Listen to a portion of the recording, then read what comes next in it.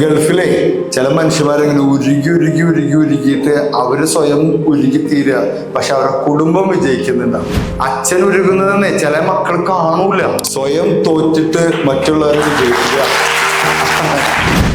കൊടുക്കുക എന്നുള്ളതാണ് ഏറ്റവും വലിയ വിജയം. നമുക്ക് കൊടുക്കാൻ പറ്റുക, കൊടുക്കേണ്ടത് സന്തോഷമാണെങ്കിൽ സന്തോഷം കൊടുക്കണം, അല്ലേ?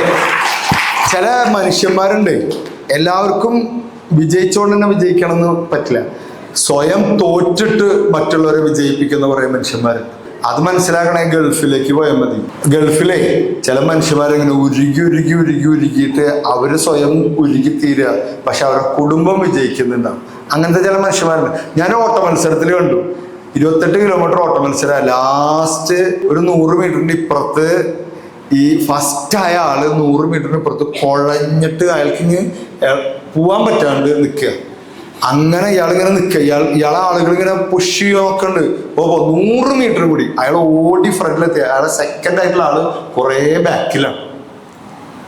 100 മീറ്റർ കൂടി ഉള്ളൂ 28 കിലോമീറ്ററും ഈ മാരത്തോൺ ഓട്ടത്തിന്റെ അവസാനം. ഇയാളെ നാടെ എത്തിയാൽ മതി, പക്ഷെ അയാൾക്ക് പറ്റുന്നില്ല. അവിടെ കുഴഞ്ഞിങ്ങനെ നിൽക്കാണ്ടിട്ട് ഇങ്ങനെ ആ ഓഡിയൻസിന്റെ ഇടയിലേക്ക് കയറ് പിടിച്ച് നിൽക്കാൻ അയാളിങ്ങനെ കുഴയുന്നു. ഇങ്ങനെ കായി ഒരു വീഡിയോ ഉണ്ടത്. അപ്പൊ ആ രണ്ടാമത് വന്ന ആളുണ്ടല്ലോ, അയാൾ കുറെ കഴിഞ്ഞിട്ടാണ് വരുന്നത്. രണ്ടാമത് വന്ന ആളിങ്ങനെ ഇയാളെ പാസ് ചെയ്ത് പോയിട്ട് അയാൾക്ക് മനസ്സിലായി ഇയാൾ കുഴഞ്ഞു നിൽക്കുകയാണ്. ഇയാൾ തിരിച്ചു വന്നിട്ടേ അയാളെ കണ്ട് എടുത്ത്, അയാളെയും കൂടി എടുത്തിട്ട് ഒരുമിച്ച് പോയിട്ട് ആ ലൈനിലെത്തിയപ്പോൾ ഇയാളെ കണ്ട് പുഷ് ചെയ്തിട്ട് അയാളെ ഫസ്റ്റ് ആക്കി. സ്വയം തോറ്റിട്ട് മറ്റുള്ളവരെ വിജയിക്കുക. ആ മത്സരത്തിന്റെ കഥ എന്തെന്നറിയോ? ആ വിജയിച്ച ആളെ ഇപ്പൊ ആർക്കും ഓർമ്മയില്ല, പക്ഷെ ആ രണ്ടാമതായ മനുഷ്യന് അയാളിപ്പോ വർഷങ്ങളോളം അയാളുടെ കഥകൾ പറഞ്ഞുകൊണ്ടിരിക്കുന്നത്. അയാൾ തോറ്റോ? ഇല്ല. അയാൾ അവിടെ മാത്രമേ രണ്ടാമതായുള്ളൂ, പക്ഷെ ജീവിതത്തിൽ വിജയിച്ചു പോയി. ഒന്നാമതായാളെ നമ്മളീ ഇരിക്കുന്ന പലരും അങ്ങനെയൊക്കെ തന്നെയല്ലേ? നമ്മൾ സ്വയം നമ്മുടെ സ്വപ്നങ്ങളൊക്കെ മുറിച്ചു വെച്ചിട്ടൊക്കെ ഉണ്ടാവും. ചില കുടുംബങ്ങളൊക്കെ ഒന്ന് രക്ഷപ്പെടുത്താനായിട്ട് ഞാനും മക്കളോടൊക്കെ പറയാറുണ്ട്, ചോദിക്കാറുണ്ട്. എൻ്റെ ഏറ്റവും വൈറലായ ഒരു വീഡിയോ അതായിരുന്നു. അച്ഛൻ ഉരുകുന്നത് കണ്ടിട്ടുണ്ടോ എന്ന് ചോദിച്ചിട്ടൊരു വീഡിയോ. എൻ്റെ പ്രൊഫൈലിൽ നിന്ന് മാത്രം 1 കോടി പേര് അത് കണ്ടു, അല്ലേ?